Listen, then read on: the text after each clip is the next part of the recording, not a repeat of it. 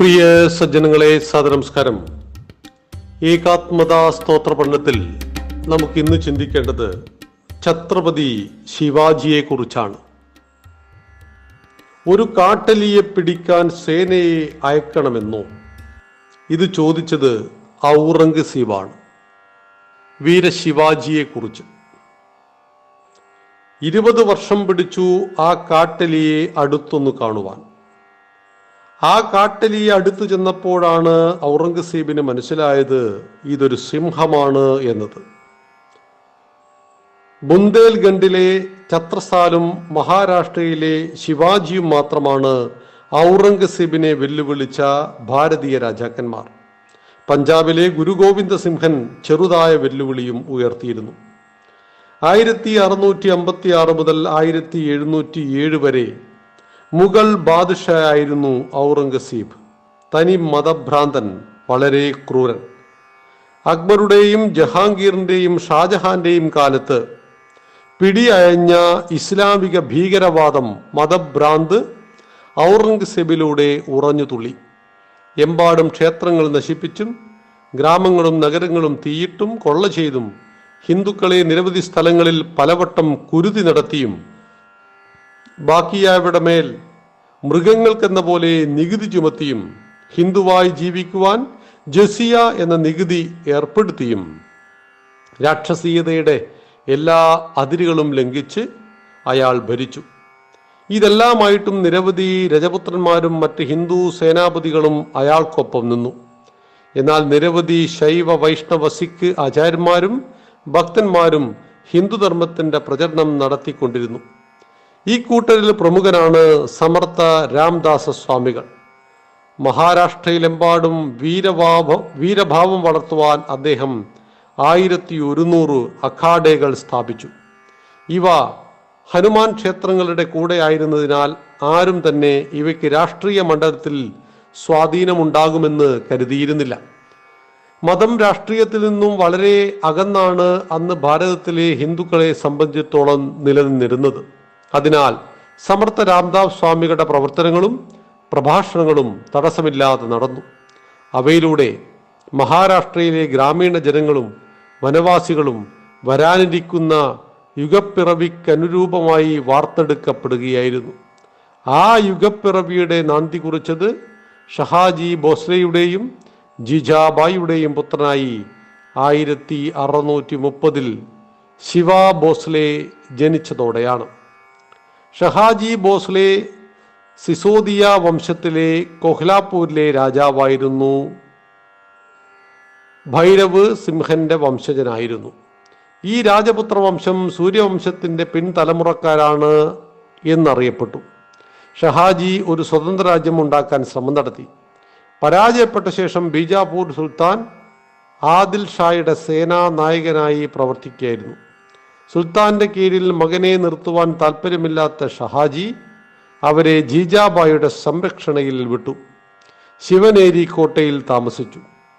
ശിവാജിക്ക് ഏകോജി, സാംഭാജി എന്നീ 2 സഹോദരന്മാർ കൂടെ ഉണ്ടായിരുന്നു. ഇവരിൽ ഏകോജി തഞ്ചാവൂരിലെ മറാഠ രാജ്യം സ്ഥാപിച്ചിരുന്നു. സാംഭാജി ജിംജിയിൽ സ്വതന്ത്ര രാജ്യവും ഭരിച്ചിരുന്നു.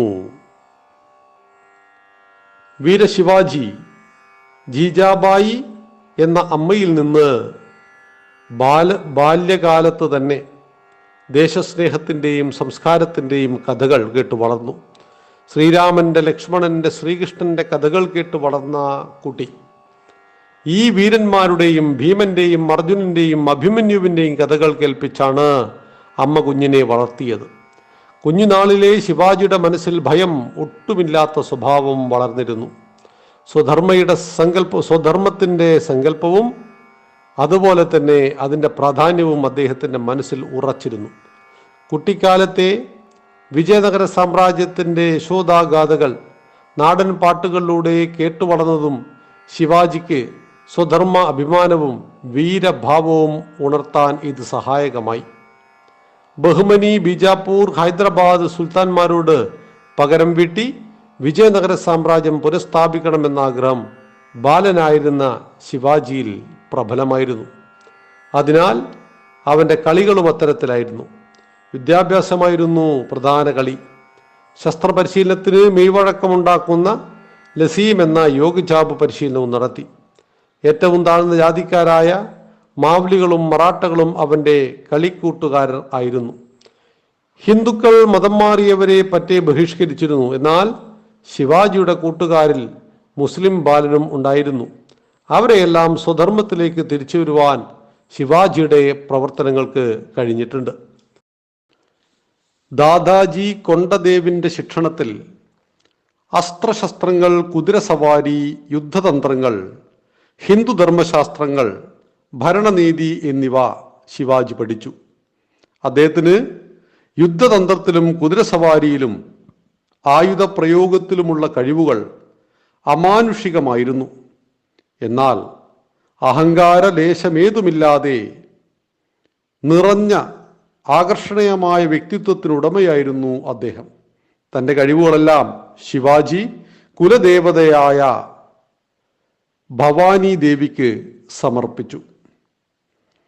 ശിവാജിയും കുട്ടിപ്പട്ടാളവും ചേർന്ന് ആദ്യം ഒരു കോട്ടയുണ്ടാക്കി. തുടർന്ന് ശിവാജിക്ക് 16 വയസ്സുള്ളപ്പോൾ അദ്ദേഹം തോരണദുർഗം ആക്രമിച്ചു. പിൻവാതിലൂടെ കയറി കോട്ടകൊത്തളങ്ങളിലെത്തിയ ആ കൗമാരപ്രായക്കാരുടെ ആക്രമണത്തെ ചെറുക്കുവാൻ യുദ്ധത്തിൽ നല്ല തഴക്കമുള്ള അജാനബാഹുവായ ആദിൽ ഷായുടെ പഠാൻ സൈനികർക്ക് സാധിച്ചില്ല. ഈ വിജയത്തോടെ ശിവാജിയെ നാട്ടുകാർ രാജാവെന്ന് വിളിക്കാൻ തുടങ്ങി. ശിവാജി രാജാവ് എന്ന പദം ജനമനസ്സിൽ നിശ്ചയദാർഢ്യത്തിൻ്റെയും വീരതയുടെയും പര്യായമായി മാറാൻ തുടങ്ങി. ഒരു വിധവയെ മാനഭംഗം ചെയ്ത എന്ന ആരോപണത്തിൽ ഒരു പട്ടേലിന്റെ കൈകാലുകൾ വെട്ടുവാൻ ശിവാജി ഉത്തരവിട്ടു. ജനദ്രോഹികളായി തീർന്ന ഉദ്യോഗസ്ഥ പ്രഭുക്കന്മാർക്കും തന്നെ ധിക്കരിച്ചിരുന്ന പഴയ പ്രമാണിമാർക്കും ഇതൊരുപോലെയുള്ള മുന്നറിയിപ്പായിരുന്നു. അതോടെ നിരവധി പേർ ശിവാജിയോട് കൂറ് പ്രഖ്യാപിച്ചു. എന്നാൽ ഗുരുവായിരുന്ന ദാദാജിയും അമ്മ ജീജാബായിയും ശിവാജിയോട് അധികാരം ഉപയോഗിക്കുമ്പോൾ മൃദുത്വം പാലിക്കണമെന്ന് ഓർമ്മപ്പെടുത്തുകയാണ് ചെയ്തത്. ഇക്കാര്യം ശിവാജി ജീവിതകാലം മുഴുവൻ പാലിച്ചു. തോരണക്കോട്ട ഉറപ്പുള്ളതാക്കാൻ അറ്റകുറ്റപ്പണി നടത്തവേ ഒരു പാറക്കടിയിൽ നിന്നും ഒരു കുടം നിറയെ സ്വർണ്ണ നാണയം കിട്ടി. അതുപയോഗിച്ച് സൈന്യം വിപുലീകരിക്കുവാനും പുതിയ ആയുധങ്ങൾ യൂറോപ്യന്മാരിൽ നിന്ന് വാങ്ങുവാനും ശിവാജിക്ക് സാധിച്ചു. അതിനുശേഷം തുടരെ 14 കോട്ടകൾ ശിവാജിയുടെ സൈന്യം കീഴടക്കി. അപ്പോഴാണ് ബീജാപ്പൂർ സുൽത്താന് തൻ്റെ ഭരണത്തിനു നേരെ ഉയർന്നു വരുന്ന ഭീഷണിയെപ്പറ്റി ബോധ്യമുണ്ടായത്. ഷഹാജി തന്ത്രപൂർവ്വം തൻ്റെ പുത്രനെ തള്ളിപ്പറഞ്ഞിരുന്നു. എന്നാൽ മനസ്സിൽ സന്തോഷിക്കുകയും സാധിക്കുന്ന വിധം സഹായിക്കുകയും ചെയ്തിരുന്നു. ഷഹാജിയെ തടവിലാക്കിയ ശേഷം ആദിൽ ഷാ ഫത്തേ ഖാന്റെ നേതൃത്വത്തിൽ 25,000 പേരുടെ സേനയെ തോരഖണ്ഡിലേക്ക് ശിവാജിയെ പിടിക്കാൻ അയച്ചു. മറ്റൊരു സൈന്യ വിഭാഗം ഫരദ് ഖാന്റെ നേതൃത്വത്തിൽ സഹോദരൻ സംഭാജിയെ പിടിക്കാൻ നീങ്ങി. ഫത്തേ ഖാൻ തോരഖണ്ഡിനെ വളഞ്ഞാൽ യുദ്ധരംഗത്ത് പരിചയക്കുറവുള്ള ശിവാജി പേടിച്ച് കീഴടങ്ങിക്കൊള്ളുമെന്ന് സുൽത്താൻ കരുതി. അതല്ലെങ്കിൽ ഷഹാജിയെ ജീവനോടെ കിട്ടുവാൻ കോട്ടകൾ തിരിച്ചു നൽകുമെന്നും ആദിൽ ഷാ പ്രഖ്യാപിച്ചു.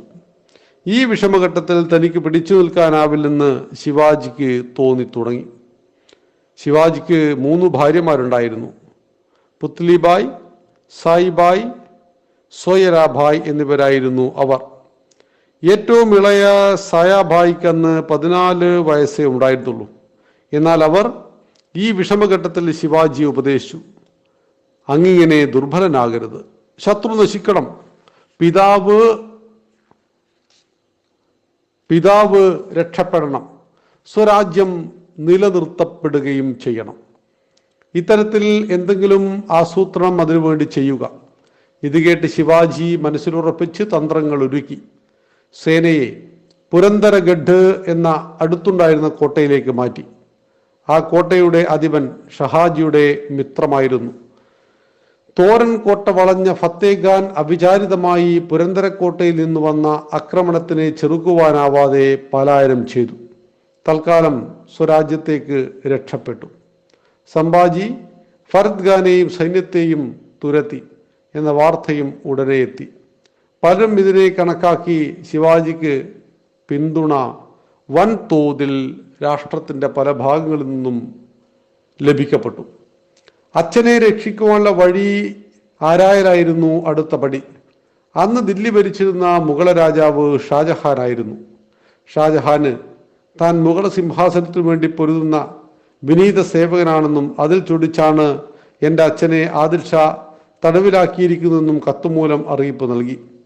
ആദിൽ ഷായെ ആക്രമിക്കാൻ ദക്ഷിണദേശത്ത് ഒരു സഹായിയെ അന്വേഷിക്കുകയായിരുന്നു ഷാജഹാൻ.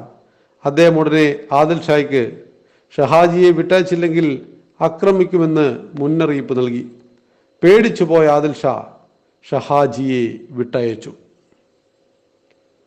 കുറച്ചുകാലം പ്രശ്നങ്ങളൊന്നുമില്ലാതെ കഴിഞ്ഞ കാലത്ത് ശിവാജി രാജ്യഭരണ വ്യവസ്ഥകൾ നടപ്പിലാക്കി തുടങ്ങി.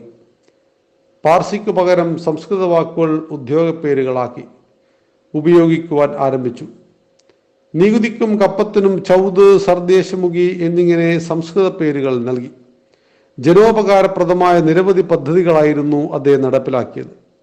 ബ്രിട്ടീഷ്, പോർച്ചുഗൽ എന്നീ വിദേശ ശക്തികൾ അധികാരമോഹികളാണെന്നും വെറും വ്യാപാരികൾ മാത്രമല്ല എന്നും കണ്ടറിഞ്ഞ് നിരവധി ജലദുർഗകളും 200 നാവിക കപ്പലുകളും ശിവാജി സജ്ജമാക്കി.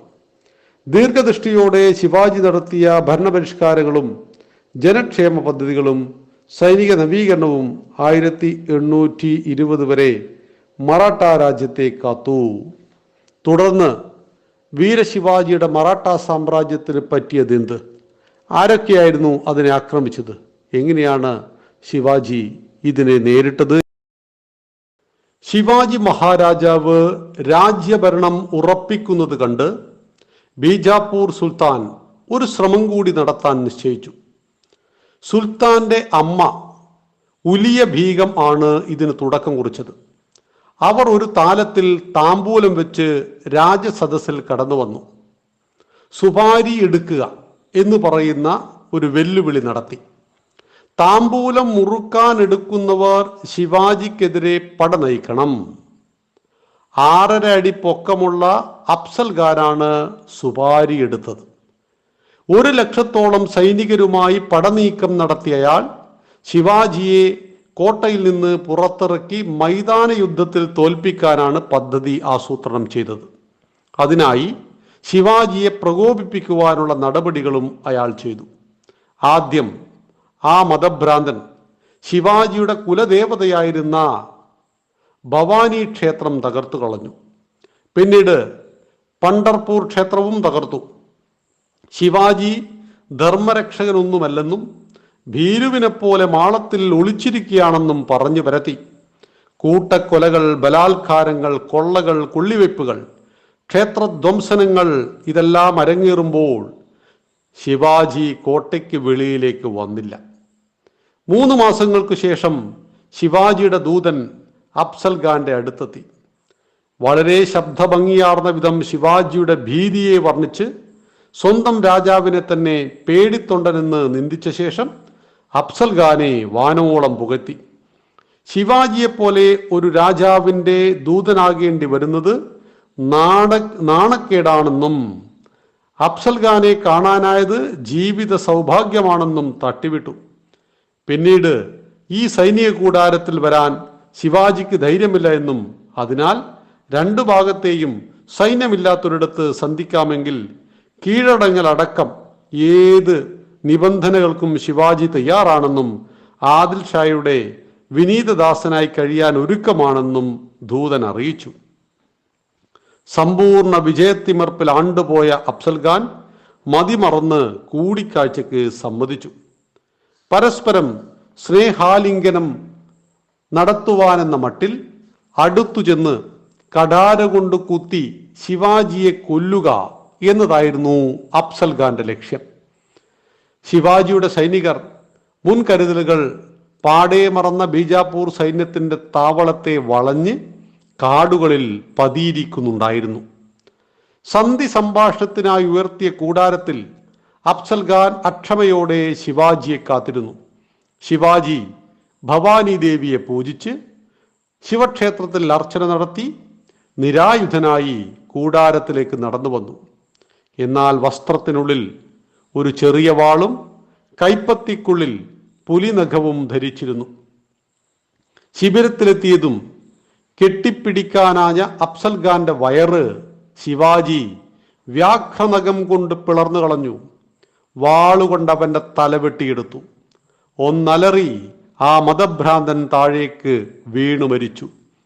ഈ സമയം ശിവാജിയുടെ സൈനികർ നാലുപാടു നിന്നും ബീജാപ്പൂർ ഭടന്മാരുടെ മേൽ ചാടി വീണു. വിശന്ന സിംഹങ്ങൾ മാൻകൂട്ടത്തെ എന്ന പോലെ ചാടി വീണ മറാഠ സൈന്യം കുറച്ചു നേരം കൊണ്ട് തന്നെ ആദിൽ ഷാഹി സേനയെ വെട്ടി നുറുക്കി തുൽജാ ഭവാനിയുടെയും പണ്ടൽപൂരിന്റെയും പക തീർത്തു. അഫ്സൽഖാന്റെ മൃതദേഹത്തോട് വളരെ മാന്യമായാണ് ശിവാജി പെരുമാറിയത്. ശവം മതാചാര പ്രകാരം മറവു ചെയ്തു. ഒരവസാന ശ്രമം എന്ന നിലയ്ക്ക് ചുറ്റുമുള്ള നാട്ടുരാജ്യങ്ങളുടെ പേര് കേട്ടാൽ തന്നെ ഭീതി ഉളവാക്കിയിരുന്ന യുദ്ധനിപുണനും ക്രൂരനും അഹങ്കാരിയുമായ സിദ്ദി ജൗഹറിനെ മുഴുവൻ സേനയുടെയും നേതൃത്വം നൽകി ബീജാപ്പൂർ സുൽത്താൻ യുദ്ധത്തിനയച്ചു. അയാളെ സഹായിക്കാൻ ഔറംഗസീബിന്റെ നിർദ്ദേശപ്രകാരം ഷഹിസ്ഖാന്റെ നേതൃത്വത്തിൽ മുഗൾ സേനയും എത്തി. ശിവാജിയുടെ ഉയർച്ചയിൽ അസൂയ പൂണ്ട് പല്ലുകടിച്ചിരുന്ന ഇംഗ്ലീഷുകാരും ഭാമി സുൽത്താന്റെ കൂടെ ചേർന്നു. ഇതായിരുന്നു ശിവാജി നേരിട്ട ഏറ്റവും വലിയ പരീക്ഷണം. ലോകത്തെ യുദ്ധചരിത്രത്തിൽ ഒരിടത്തും ഇത്ര ചെറിയൊരു സൈന്യം ഇത്ര വമ്പിച്ച ശത്രു സൈന്യത്തോട് ഏറ്റുമുട്ടി വിജയിച്ചിട്ടില്ല. 2.5 ലക്ഷം വരുന്ന സൈനികരാണ് 20,000 വരുന്ന മറാഠ സൈന്യത്തെ പനാൽഹ് കോട്ടയിൽ വളഞ്ഞത്. കുറച്ചു കഴിഞ്ഞാൽ വ്യൂഹം തളരുമെന്നും കുറച്ചു പേരെങ്കിലും തിരിച്ചയക്കുമെന്നോ കരുതി ശിവാജി 6 മാസം കാത്തിരുന്നു. എന്നാൽ ഒന്നും സംഭവിച്ചില്ല എന്ന് കണ്ട് അദ്ദേഹം തന്ത്രം മാറ്റി. ദൂതനെ അയച്ച് താൻ പരാജയം സമ്മതിച്ച് സുൽത്താനെ കണ്ട് കീഴടങ്ങാമെന്ന സന്ദേശം സിദ്ദി ജോഹറിന് നൽകി. അന്നു രാത്രി ഇരുട്ടിന്റെയും മഴയുടെയും മറവിൽ മറാഠ സൈന്യം വിശാൽഗഡിലേക്ക് പലായനം ചെയ്തു. നാളെ കീഴടങ്ങാനുള്ളതല്ലേ, ഇന്നൊന്നും ചെയ്യില്ല എന്ന വിചാരത്താൽ ബീജാപ്പൂർ, ബ്രിട്ടീഷ്, മുഗൾ സൈന്യങ്ങൾ ഈ നീക്കം മുൻകൂട്ടി കണ്ടിരുന്നില്ല. എന്നാൽ പെട്ടെന്ന് ഇടിമിന്നൽ കാരണം മറാഠ സൈന്യത്തിന്റെ ഒടുവിലത്തെ ദളത്തെ കാവൽക്കാർ കണ്ടു. ഉടനെ വിവരം സിദ്ദിഖും മറ്റ് പട്ടാളത്തലവന്മാർക്കും നൽകി. വലിയൊരു സൈനിക വ്യൂഹം ശിവാജിയെ പിന്തുടർന്നു പിടിക്കാൻ പുറകെ പാഞ്ഞു. എന്നാൽ സ്ഥലപരിചയമില്ലാത്ത കാരണം ശിവാജിയെ പിടിക്കുവാൻ അവർക്കായില്ല. ഒരിടുങ്ങിയ ചുരത്തിലൂടെ വേണമായിരുന്നു വിശാൽഗഡിലെത്താൻ. ശിവാജിയുടെ സൈന്യത്തിന്റെ വേഗം കുറഞ്ഞതുമൂലം ബീജാപ്പൂർ സൈന്യം അവരുടെ അടുത്തെത്തി. ശിവാജിയുടെ കൂടെയുണ്ടായിരുന്ന സൈന്യം പ്രമുഖമായിരുന്നു. ബാജിറാവു ദേശ്പാണ്ഡെ മഹാരാജാവ് കോട്ടയിലെത്തുന്നതുവരെ ശത്രു സൈന്യത്തെ താൻ തടഞ്ഞു നിർത്തിക്കൊള്ളാമെന്ന് ഉറപ്പു നൽകി. ആ ഇടുങ്ങിയ ചുരത്തിനുള്ളിൽ കടന്ന ശത്രു സൈന്യത്തെ അദ്ദേഹവും കൂടെ ചെറു സൈന്യവും നേരിട്ടു. ശിവാജി വിശാൽഗഡിലേക്ക് പാഞ്ഞു. കോട്ടയിലെത്തി ബാജി പ്രഭുവും യുദ്ധരംഗം വിട്ട് വന്നോളുമെന്ന് കരുതി പീരങ്കി മുഴക്കി. എന്നാൽ അപ്പോഴേക്കും ആ വീരനും കൂട്ടാളികളും മുറിവേറ്റ് മൃതപ്രായരായിരുന്നു. പീരങ്കിയുടെ മുഴക്കം കേട്ട് അവർ കൃതജ്ഞരായി. അവർ എന്നേക്കുമായി കണ്ണുകൾ അടച്ചു. ശിവാജി അടുത്ത ദിവസം തന്നെ കൂടുതൽ സൈനികരുമായി ഒരു വലിയ വിവാഹ സംഘമെന്ന വ്യാജേന ഷഹിസ്ഖാൻ താമസിച്ചിരുന്ന ലാൽ മഹലിലെത്തി. കുറെ കാലം ആക്രമണമൊന്നുമില്ലാതിരുന്നതിനാൽ കണക്കാക്കിയ അത്ര അപകടകാരിയല്ല ശിവാജിയെന്നും മറാഠ സൈന്യവും അത്ര പ്രശ്നക്കാരല്ല എന്ന് മുഗളർക്ക് തോന്നി തുടങ്ങിയിരുന്നു. അക്കാലത്ത് ഷാജഹാനെ തടവിലിട്ട് ഔറംഗസീബ് മുഗളഭരണം പിടിച്ചടക്കിയിരുന്നു. അയാളുടെ അമ്മാവനായിരുന്നു ഷഹിസ്ഖാൻ. ശിവാജിയും സൈന്യവും വളരെ വലിയ പരിശോധനക്കൊന്നും വിധേയമരാകാതെ ലാൽ മഹലിന്റെ ഉള്ളിലെത്തി.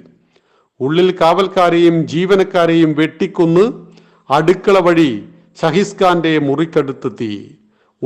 ഉടയതേ എന്തോ അപകടമുണ്ട്, ശബ്ദകോലാഹലങ്ങൾ കേൾക്കുന്നു എന്ന് വിളിച്ചുണർത്തി പറഞ്ഞ കാവൽക്കാരനോട് വല്ല പെരിച്ചാഴിയുമാകും, നീ എന്നെ ഉറങ്ങാൻ സമ്മതിക്കുക എന്ന് പറഞ്ഞ ഷഹിസ്ഖാൻ അടുത്ത ക്ഷണത്തിൽ കണ്ടത് കാവൽക്കാരന്റെ തല വെട്ടിയെറിഞ്ഞ് ശിവാജി തന്റെ മുറിയിൽ കടക്കുന്നതാണ്. പേടിച്ചലറി ജനലിലൂടെ താഴേക്ക് ചാടുന്നതിനിടയിൽ തന്നെ ജനലിൽ പിടിച്ച ഒരു ക്ഷണനേരത്ത് ശിവാജി അയാളുടെ വിരലുകൾ വെട്ടിമാറ്റി. ശിവാജിയും സൈനികരും നിരവധി മുഗള ഭടന്മാരെ കൊന്ന് സുരക്ഷിതരായി കൊട്ടാരത്തിന്റെ വെളിയിൽ കടന്നു. ശിവാജി വീരൻ, തന്ത്രശാലി എന്നിവ മാത്രമല്ല, മാന്ത്രികനും ചാത്തൻ സേവയുള്ള ആളാണെന്നും മുഗളന്മാർക്കിടയിലും ബീജാപ്പൂരിലും കേട്ടുകേൾവി പരന്നു. വിദേശങ്ങളിലും ശിവാജി അതുല്യ യുദ്ധതന്ത്രജ്ഞനാണെന്ന കീർത്തി പരന്നു. മുഗൾ സൈന്യവും ബീജാപ്പൂർ സൈന്യവും അങ്ങനെ ഭയന്നു പിൻവാങ്ങി. സജ്ജനങ്ങളെ, വീരശിവാജിയുടെ കഥ നമുക്ക് എളുപ്പത്തിൽ അവസാനിപ്പിക്കുവാൻ സാധ്യമല്ല. ശിവാജി ഇല്ലായിരുന്നുവെങ്കിൽ ദക്ഷിണ ഭാരതം ഇസ്ലാമിക രാജ്യമാകുമായിരുന്നു എന്ന് പ്രവചിച്ചവരുണ്ട്. ശിവാജി ഇല്ലായിരുന്നുവെങ്കിൽ ഇസ്ലാമിക ഭരണകൂടം ഭാരതത്തെ മുഴുവൻ നശിപ്പിക്കുമായിരുന്നു എന്നതും നമുക്കറിയാം. ബീജാപ്പൂരിനെ സഹായിച്ചതിന് ഇംഗ്ലീഷുകാരെ ഒരു പാഠം പഠിപ്പിക്കാൻ ശിവാജി ഒരുങ്ങി. അക്കാലത്ത് സൂറത്ത് ഒരു വൻ വ്യവസായ കേന്ദ്രമായിരുന്നു. രത്നങ്ങൾ, തുണിത്തരങ്ങൾ, നാണ്യവിളകൾ എന്നിവ വൻതോതിൽ ലോകം മുഴുവൻ കയറ്റി അയച്ചിരുന്നത് സൂറത്തിൽ നിന്നാണ്. സൂറത്ത് മുഗളരുടെ നിയന്ത്രണത്തിലായിരുന്നെങ്കിലും വ്യാപാര കുത്തക ഇംഗ്ലീഷുകാർ നേടിയെടുത്തിരുന്നു. പെട്ടെന്നുള്ള ഒരു മിന്നലാക്രമണത്തിൽ സൂറത്ത് ശിവാജി ഇടിച്ചു നിരത്തി. ഇംഗ്ലീഷുകാരെ മുഴുവൻ കൂട്ടക്കുരുതി നടത്തി. വൻതോതിൽ ധനം നേടുക എന്ന ലക്ഷ്യവും ശിവാജിക്കുണ്ടായിരുന്നു. ബീജാപ്പൂരും മുഗളരുമായിട്ടുള്ള യുദ്ധത്തിൽ രാജ്യഖജനാവ് വൻതോതിൽ ശോഷിച്ചിരുന്നു. ഈ ആവശ്യവും സൂറത്ത് ആക്രമണം നിറവേറ്റി. പുരുഷന്മാരെയെല്ലാം കൊല്ലപ്പെട്ടതിനാൽ പേടിച്ചിരുന്ന ഇംഗ്ലീഷ് സ്ത്രീകളെയും കുഞ്ഞുങ്ങളെയും യാതൊരു ഉപദ്രവവും ചെയ്യാതെ മറാത്ത സൈന്യ തലവന്മാർ ബ്രിട്ടീഷ് കമ്പനിയെ ഏൽപ്പിച്ചു. അവരെ ഇംഗ്ലണ്ടിലേക്ക് അയക്കുവാൻ വ്യവസ്ഥ ചെയ്തു. വീരതയും സംസ്കാരവും ഒന്നിച്ചു കാണപ്പെടില്ല എന്നതായിരുന്നു മുസ്ലിം ആക്രമണത്തിൽ കണ്ടത്. യുദ്ധത്തിൽ പുരുഷന്മാർ കൊല്ലപ്പെട്ടാൽ സ്ത്രീകളെ മാനഭംഗം ചെയ്ത് ലൈംഗിക അടിമകളാക്കിയിരുന്നു. കുഞ്ഞുങ്ങളെ അതിക്രൂരമായിട്ട് കൊന്നിരുന്നു. എന്നാൽ വീരശിവാജി സായിപ്പിനെ ആക്രമിച്ച് അനവധി ബ്രിട്ടീഷുകാരെ കൊന്നു. എന്നാൽ അവരുടെ ഭാര്യമാരെ, അമ്മമാരെ, സഹോദരിമാരെ കൊന്നില്ലെന്നു മാത്രമല്ല, വേണ്ട വിധത്തിൽ സംരക്ഷിച്ച് അവരുടെ മാതൃഭൂമിയിലേക്ക് അവരെ തിരിച്ചയക്കുവാൻ, സ്ത്രീകളെയും കുഞ്ഞുങ്ങളെയും സുരക്ഷിതമായി എത്തിക്കുവാൻ ഏർപ്പാട് ചെയ്തത് ബ്രിട്ടീഷുകാർക്കിടയിലും വീരശിവാജിക്ക് വല്ലാത്ത മതിപ്പുളവാക്കി. ഏതു വിധേനയും ശിവാജിയെ തടയണമെന്ന് ഈ സമയത്ത് ഔറംഗസീബ് തീരുമാനിച്ചു. അതിനയാൾ കണ്ടെത്തിയത് മിർജ ജയസിം എന്ന രജപുത്ര സർദാറിനെയായിരുന്നു. ഔറംഗസേബിന് കീഴിൽ ഉന്നത സ്ഥാനം വഹിച്ചിരുന്ന അപൂർവം ഹിന്ദുക്കളിൽ ഒരാളായിരുന്നു മിർജ ജയസിംഹൻ. ശിവാജി കീഴടങ്ങണം എന്നതായിരുന്നു ഔറംഗസീബ് ജയസിംഹന് നൽകിയ ആജ്ഞ. നയചാതുര്യവും യുദ്ധതന്ത്രജ്ഞതയും ഒത്തിണങ്ങിയ ജയസിംഹൻ വമ്പിച്ച സേനയുമായി മഹാരാഷ്ട്രയിലെത്തി. ഒന്നുകിൽ മുഗൾ സാമ്രാട്ടിന് കീഴടങ്ങി സാമന്ത രാജാവുക, അല്ലെങ്കിൽ യുദ്ധം ചെയ്യുക എന്നതായിരുന്നു ജയസിംഹൻ ശിവാജിക്ക് അയച്ച സന്ദേശം. ശിവാജി ജയസിംഹനയച്ച കത്ത് വളരെ പ്രസിദ്ധമാണ്. ശിവാജി ഇങ്ങനെ പറഞ്ഞു: അങ്ങായിരുന്നു സാമ്രാട്ടെങ്കിൽ ഞാൻ അങ്ങേക്കു കീഴിൽ സസന്തോഷം പ്രവർത്തിച്ചേനെ. പക്ഷേ ഒരു അധർമ്മിയും മ്ലേച്ഛനുമായ അവനു വേണ്ടി പട നയിക്കുന്നത് ഒരിക്കലും അങ്ങേക്ക് ശ്രേയസ്കരമല്ല. അതിനാൽ നിങ്ങളുടെ സ്വാഗതം എനിക്ക് സ്വീകരിക്കുവാൻ കഴിയില്ല. സ്വധർമ്മത്തിനു വേണ്ടിയാണ് ഞാൻ ഭവാനി ദേവിയെ സാക്ഷിയാക്കി ഈ സ്വരാജ്യം സ്ഥാപിച്ചത്. ശിവാജിയുടെ കത്തിന്റെ ഉള്ളടക്കം ഇതായിരുന്നു. എന്നാൽ ജയസിംഹന്റെ നിർബന്ധത്തിന് വഴങ്ങി ദില്ലിയിലേക്ക് പോകുവാനും സമാധാന ചർച്ച നടത്തുവാനും ശിവാജി തയ്യാറായി. ജയസിംഹന് ഔറംഗസീബ് കൊടുത്ത ഉറപ്പിനെ വിശ്വസിച്ച് ദില്ലി ദർബാറിലെത്തിയ ശിവാജിക്ക് ചെറു സാമന്ത രാജാക്കന്മാർക്കിടയിലേക്ക് ഒരു ചെറിയ സ്ഥാനമാണ് ഔറംഗസീബ് നൽകിയത്. കലിബോണ്ട് ഒരു സ്വതന്ത്ര രാജാവിനോടുള്ള ബഹുമാനം നൽകിയാലേ താനിനി ഇവിടെ വരികയുള്ളൂ എന്ന് പറഞ്ഞ് ശിവാജി പുത്രനായിരുന്ന സംഭാജിയെയും കൂട്ടി ഇറങ്ങിപ്പോയി.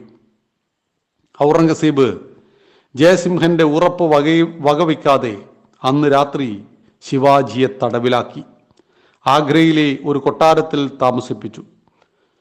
കുറച്ചു നാളുകൾ കഴിഞ്ഞപ്പോൾ ശിവാജിക്ക് മനസ്സിലായി കുറുക്കനായ ഔറംഗസീബിന്റെ ചതിപ്രയോഗത്തിൽ താൻ കുടുങ്ങിയെന്നും ജയസിംഹന്റെ വാക്കുകൾക്കിവിടെ യാതൊരു വിലയും ഇല്ലെന്നും.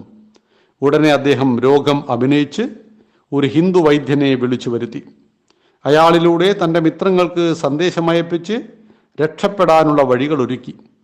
രോഗിയായ മഹാരാജാവിൻ്റെ രോഗശാന്തിക്കായി ഫലങ്ങളും മിഠായികളും വലിയ കൂട്ടകളിൽ വരുത്തിച്ച് മഹാരാജാവിൻ്റെ അനുഗ്രഹം തേടി വിതരണം ചെയ്യുവാൻ കൊണ്ടുപോയി തുടങ്ങി. അഴിമതിക്കാരായ ചിലർ കാവൽക്കാർക്ക് വേണ്ട വിധം കൈക്കൂലി കൊടുത്ത് ഒരു ദിവസം അത്തരം 2 കൂട്ടകളിലിരുന്ന് ശിവാജിയും പുത്രനും പുറത്തു കടന്നു. കാവൽക്കാരുടെ പ്രമുഖനും സംശയങ്ങളൊന്നും ഉണ്ടായിരുന്നില്ല. ശിവാജി ദൂരെ എത്തുന്നതുവരെ മണിക്കൂറുകളോളം ശിവാജിയുടെ സേവകനായ ഒരാളും ഒരു തോട്ടിയുടെ മകനും മഹാരാജാവിൻ്റെയും മകൻ്റെയും സ്ഥാനത്ത് കിടന്നു. പിന്നീട് അവരെല്ലാം ഓരോ കാരണം പറഞ്ഞ് പുറത്തു കടന്നപ്പോൾ കിടക്കകളിൽ തലയിണകൾ മൂടി പുതച്ച് അവിടെ കിടത്തി. അടുത്ത ദിവസം രാവിലെയാണ് കള്ളി വെളിച്ചത്തായത്. അപ്പോഴേക്കും നിരവധി മുഗള കാവൽ കേന്ദ്രങ്ങൾ കടന്ന് ശിവാജി 100ഓളം കിലോമീറ്റർ ദൂരത്തെത്തിയിരുന്നു. 1000 മൈൽ പിന്നിട്ട് സുരക്ഷിതരായി ഒരു സന്യാസിയുടെയും ഭിക്ഷക്കാരൻ പയ്യന്റെയും വേഷത്തിൽ പൂനെയിലെത്തിയ ശിവാജിയെ രാജമാതാ ജീജാബായി പോലും തിരിച്ചറിഞ്ഞില്ല. ശിവാജി രക്ഷപ്പെട്ടതറിഞ്ഞ് ഔറംഗസീബ് ദില്ലിയിൽ പോലും തനിക്ക് രക്ഷയില്ലെന്ന ബോധം ഗ്രഹിച്ച് ഭ്രാന്തനെ പോലെയായി. ശിവാജിക്ക് മായാശക്തികളുണ്ടെന്ന് എല്ലാവർക്കും ബോധ്യമായി. ശിവാജിയെ വിധിപൂർവം രാജാഭിഷേകം ചെയ്യണമെന്ന ആഗ്രഹം മറാഠ സർദാർമാരിൽ പ്രബലമായി. മാതാ ജീജാബായി അനുവാദം നൽകിയതിനാൽ മനസ്സില്ലാ മനസ്സോടെ ശിവാജിയും മൗനാനുവാദം നൽകി.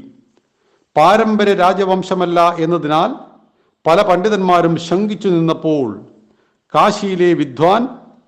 കാശിയിലെ വിദ്വത് പരിഷത്തിന്റെ പ്രമുഖൻ ഗംഗാ ഭട്ട് സസന്തോഷം രാജ്യാഭിഷേകം നടത്തുവാൻ മുന്നോട്ട് വന്നു.